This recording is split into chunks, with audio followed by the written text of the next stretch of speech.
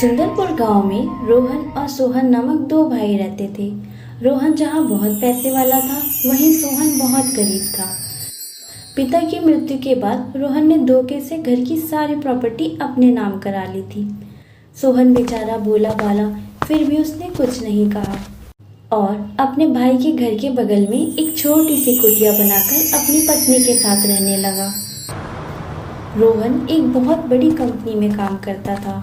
वहीं दूसरी तरफ सोहन बाजार में फल बेचने का काम करता था, जिससे वह बड़ी मुश्किल से अपने घर का गुजारा करता था। कभी कभी तो उसके एक भी फल ना बिकने के कारण उसके पास खाने तक के पैसे नहीं होते थे। फिर एक दिन वह नदी के किनारे जंगल से होते हुए अपने घर लौट रहा था। तभी उसे अचानक से एक आवाज आती है, कोई मुझे पानी पिला दो, मुझे बहुत प्यास लगी है। काफी दिनों से मैंने पानी नहीं पिया है, मेरा गला सूख रहा है, कृपया करके मुझे पानी पिला दो। अरे, ये आवाज कहाँ से आ रही है? किसको प्यास लगी है? कौन है भाई? सामने आओ। जब सोहन सामने देखता है तो ये आवाज एक पेड़ में से आ रही होती है। मैं हूँ बेटा, मुझे बहुत प्यास लगी है। मैं काफी दिनों से प्यासा हूँ और काफी दिनों से यहाँ बारिश भी नहीं हुई है, जिस वजह से मेरी जड़ें पानी के बिना सूखी जा रही हैं। कृपया करके तुम मुझे पानी पिला दो, मुझे बहुत प्यास लगी है। पेड़ की बातें सुनकर सोहन नदी से पानी लेकर आता है और पेड़ को पिला देता है। बेटा, बहुत बहुत शुक्रिया तुम्हारा, तुमने मेरी प्यास बुझाई है। बताओ तुम्हें क्या चाहिए, मैं तुम्हारी इच्छा पूरी करूंगा। आप क्या कर सकते हैं? आप तो एक पेड़ हो, आप कैसे मेरी इच्छा पूरी करोगे? पेड़ सोहन को देखकर उसके हालात समझ जाता है और उसे एक जादुई अंगूठी देता है। बेटा, ये एक जादुई अंगूठी है, इससे तुम्हारे हालात ठीक हो जाएंगे।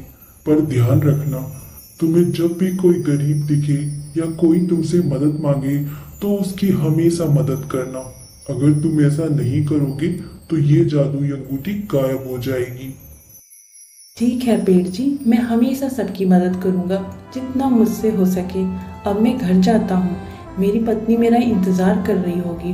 अंगूठी के लिए आपका बहुत बहुत धन्यवाद। ऐसा कहकर वह घर चला जाता है। घर आते ही वह सीमा को आवाज देता है। सीमा, सीमा, अरे कहाँ हो तुम? जल्दी आओ। सीमा के आते ही सोहन उसे सारी बातें बता देता है कि कैसे उसे रास्ते में एक जादुई पेड़ मिला और उसने उसे एक जादुई अंगूठी दी। अच्छा, तो ऐसी बात है।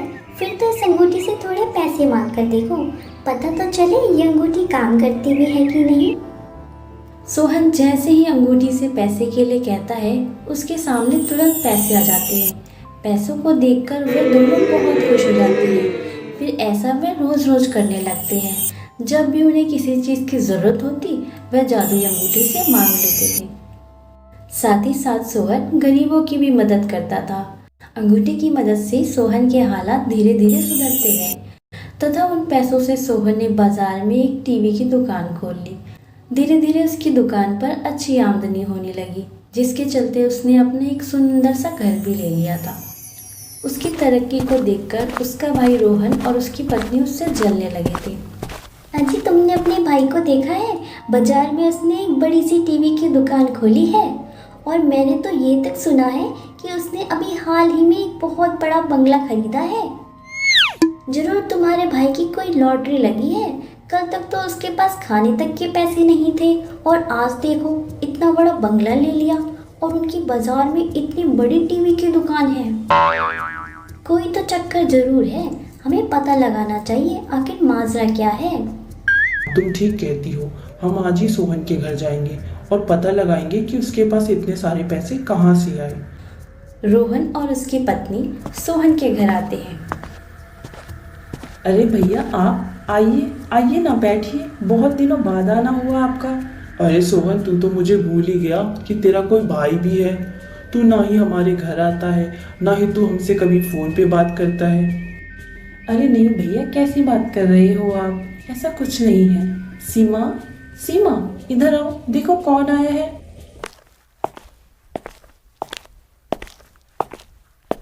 अरे भाई साहब, दीदी जी, आपको देखकर बहुत खुशी हुई।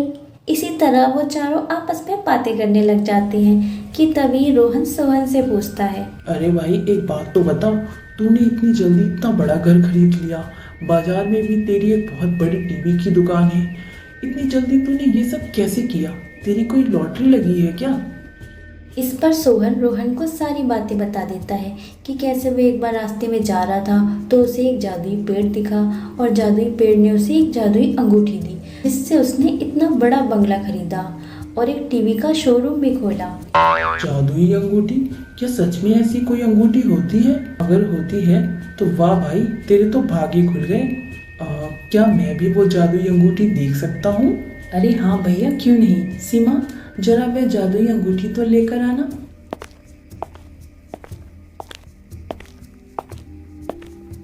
सीमा घर में जाती है और वह जादुई अंगूठी लाकर सोहन को दे देती है। ये देखिए भैया, ये है वह अंगूठी जिसने हमारे भाग्य खोल दिए। अंगूठी की चमक देखकर रोहन की पत्नी के मन में लालच आ जाता है। वह उस समय तक कुछ नहीं कहती, लेकिन उसके मन में अंगूठी को लेने का लालच आ जाता है। थोड़ी देर बाद वो रोहन के साथ घर वापस आ जाती है और रोहन से कहती है, देखा तुमने, तुम्हारे भाई का इतना बड़ा घर खरीदने के पीछे का क्या राज है? वह जादुई अंगूठी, सब उसी की वजह से हुआ है। अगर वह जादुई अंगूठी हमारे पास आ जाए तो हम उनसे ज़्यादा अमीर हो सकते हैं और फिर हमारे पास कभी किसी चीज़ की कमी नहीं रहेगी। लेकिन वह अंगूठी तो सोहन के पास है ना। तो क्या हुआ, आज सोहन के पास है लेकिन कल हमारे पास होगी। हमारे पास? पर कैसे? आप देखते जाइए, बस रात होने का इंतजार कीजिए। तुम क्या करने वाली हो? क्या चल रहा है तुम्हारे दिमाग में? कहीं तुम उस अंगूठी को चुराने वाली तो नहीं हो? बस ऐसा ही समझ लीजिए और रात होने का इंतजार कीजिए। ऐसे वह दोनों रात के समय चुपके से सोहन के घर में घुस जाते हैं और उस अंगूठी को चुराकर अपने घर ले आते हैं। चलो, ये अंगूठी तो हमें मिल गई। अब जल्दी से इससे सारे पैसे मांग लेते हैं ताकि हम तुम्हारे भाई से ज़्यादा अमीर हो जाएं। रोहन जैसे ही अंगूठी से पैसे मांगता है, अंगूठी में से बहुत सारा धुआं निकलने लगता है। धीरे धीरे वह धुआं पूरे घर में फैल जाता है। उस धुएं में रोहन और उसकी पत्नी दोनों बेहोश हो जाते हैं और वह अंगूठी वो वापस सोहन के घर चली जाती है।